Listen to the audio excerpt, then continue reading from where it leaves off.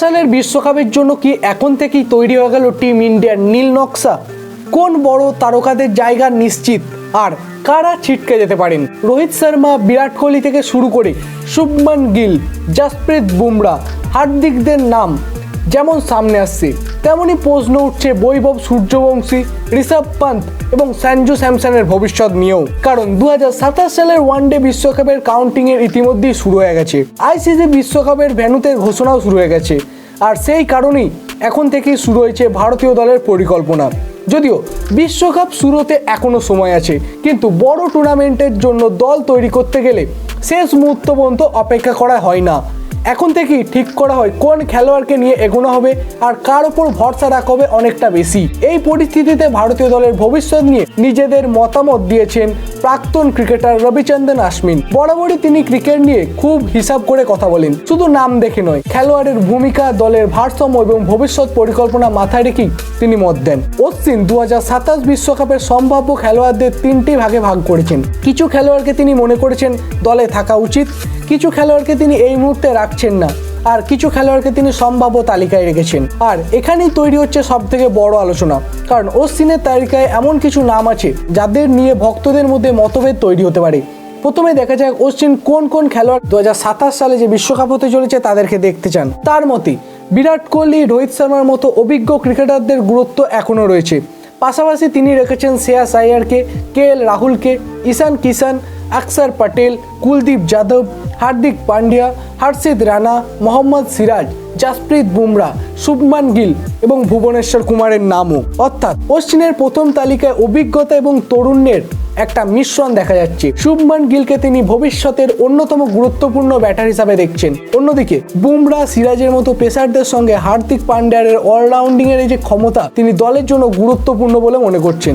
তবে সবচেয়ে চমকপ্রদ নামগুলির মধ্যে একটি নাম হলো ভুবনেশ্বর কুমার। কারণ ভুবনেশ্বর কুমারের বয়স বাড়ছে।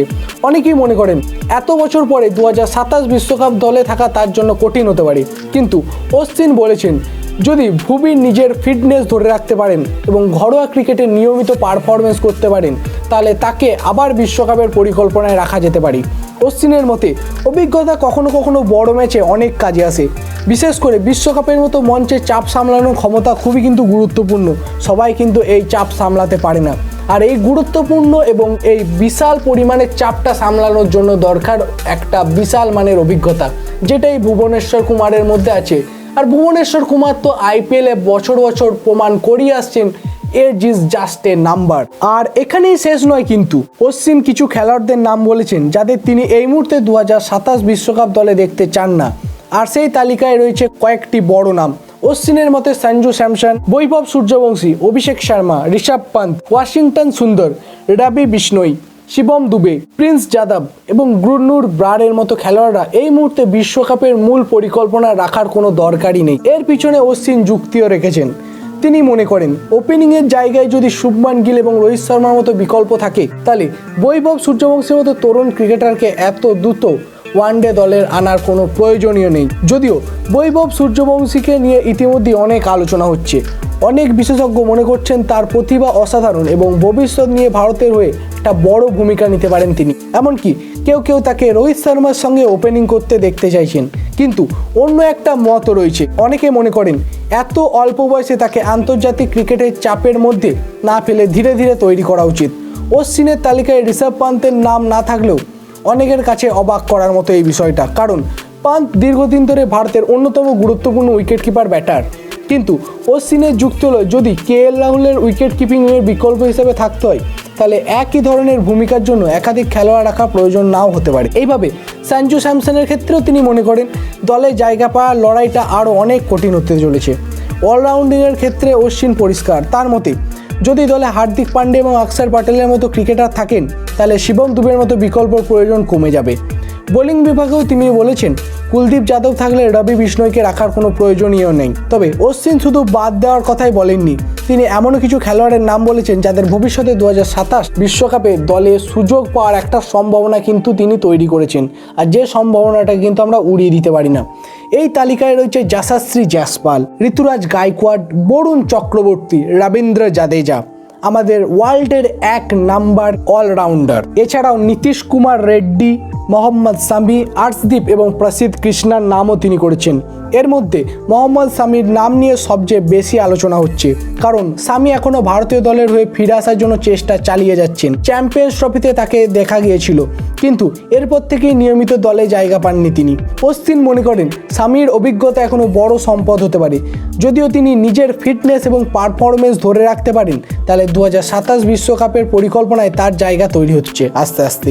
একইভাবে আর্শদীপ সিং এবং প্রসিদ্ধ কৃষ্ণার নামও কিন্তু এখানে অনেকটাই গুরুত্বপূর্ণ বন্ধুরা, কারণ আগামী কয়েক বছরে ভারতের পেস আক্রমণের নতুন মুখের প্রয়োজন হবে, আর তারাই হতে চলেছে আমাদের ভবিষ্যৎ পরিকল্পনার মূল চাবিকাঠি। আর এখন প্রশ্ন হলো, অশ্বিনের এই তালিকায় যদি 15 জনের একটি দল তৈরি করতে হয়, তাহলে কারা থাকবেন? বর্তমান পরিস্থিতি এবং ভবিষ্যৎ পরিকল্পনা অনুযায়ী একটা সম্ভাব্য দল হতে পারে। ওপেনিংয়ে শুভমান গিল এবং রোহিত শর্মা, ব্যাকআপ হিসাবে যশস্বী জাসওয়াল বা ঋতুরাজ গায়কোয়াড়ের মতো খেলোয়াড় থাকতে পারেন। মিডল অর্ডারে বিরাট কোহলি, শ্রেয়াস আইয়ার এবং KL রাহুলের মতো অভিজ্ঞ ব্যাটাররা গুরুত্বপূর্ণ ভূমিকা পালন করবেন। উইকেট কিপারের জন্য KL রাহুল বা ঈশান কিষানের মধ্যে লড়াই হতে পারে। অলরাউন্ডার হিসাবে হার্দিক পান্ডিয়া, অক্ষর পটেল, রবীন্দ্র জাদেজার মতো নাম সামনে আসতে চলেছে আস্তে আস্তে। স্পিন বিভাগে আছে কুলদীপ যাদব, বরুণ চক্রবর্তীর মতো বোলাররা যারা সুযোগ পেতে পারেন।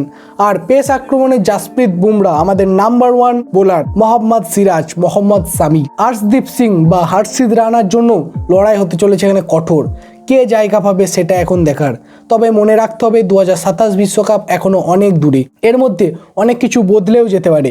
নতুন ক্রিকেটার আসতে পারে, আবার কোনো প্লেয়ার চোটের কারণে বেরিয়ে যেতেও পারে, আবার কেউ দুর্দান্ত পারফরমেন্স করে নিজের জায়গা করে নিতে পারে এই 15 জনের স্কোয়াডে। ক্রিকেটের শেষ সিদ্ধান্ত সবসময় মাঠের পারফরমেন্সকে দেখেই হয়। অশ্বিনের এই তালিকা আসলে একটি সম্ভাব্য পরিকল্পনা।